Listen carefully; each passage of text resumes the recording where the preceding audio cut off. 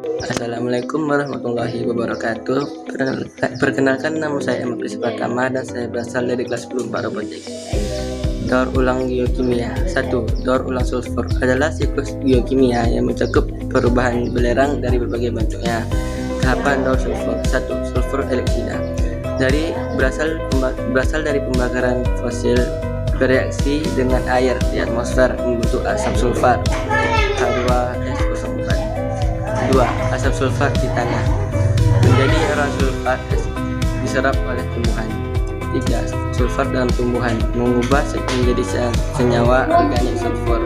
4. Sulfur dalam organisme hidup masuk ke dalam rantai makanan melalui hewan. 5. Sulfur dalam makhluk hidup diurai oleh bakteri menjadi hidrogen sulfat dan hidrogen sulfida kembali ke atmosfer. 2. Daur karbon. Proses di mana karbon bergerak dan dipertukaran di antara berbagai reservoir di bumi seperti atmosfer, biosfer, lautan, dan sedimen. Proses daur karbon jadi 1. Fotosintesis. Tumbuhan menyerap karbon dioksida untuk menghasilkan glukosa dan oksigen. Respirasi. Makhluk hidup mengeluarkan CO2 ke atmosfer. 3. Dekomposisi. Pembusukan sisa-sisa makanan hidup yang mati atau bangkai dan bahan organik diurai oleh mikroorganisme melepaskan CO2 ke tanah dan atmosfer. 4. Pengubahan ke dalam bahan fosil. 5. Pelapisan batuan nitrogen. Proses pergerakan dan transformasi unsur nitrogen melalui berbagai komponen ekosistem. Proses siklus nitrogen. 1. Fiksasi nitrogen yang digunakan oleh tumbuhan seperti amonia dan nitrat oleh tumbuhan dan mikroorganisme lainnya. 2. Nitrifikasi. Amonia diubah menjadi nitrat, kemudian nitrat diubah menjadi nitrat oleh bakteri. 3. Amonifikasi. Nitrogen organik diuraikan menjadi amonia oleh bakteri.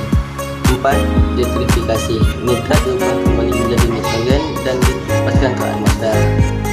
Daur fosfor. Fosfor bergerak melalui hitungan biotik dan aktif. Tahapan daur fosfor. 1. Perapukan dan erosi. Fosfor organik terlarut dalam air. 2. Serapan oleh tumbuhan mengubah menjadi fosfor anorganik. 3. Perpindahan melalui jaring makanan. 4. Dekomposisi. Hewan mati akan menguraikan menjadi fosfor organik, mengembalikan fosfor ke tanah dan air. 5. Sedimentasi. Fosfor yang tidak terpakai oleh tumbuhan atau hewan dapat jatuh ke sedimen membentuk batuan fosfor. 5. Daur air.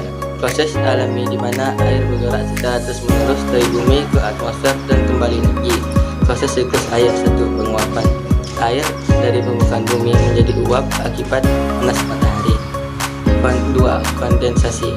Uap air naik ke atmosfer kemudian berubah menjadi tetesan air atau kristal karena suhu yang dingin. 3. Presipitasi. Awan yang menampung tetesan air atau kristal semakin besar akan jatuh ke permukaan bumi dalam bentuk hujan atau salju. 4. Infiltrasi. Air hujan meresap ke dalam tanah.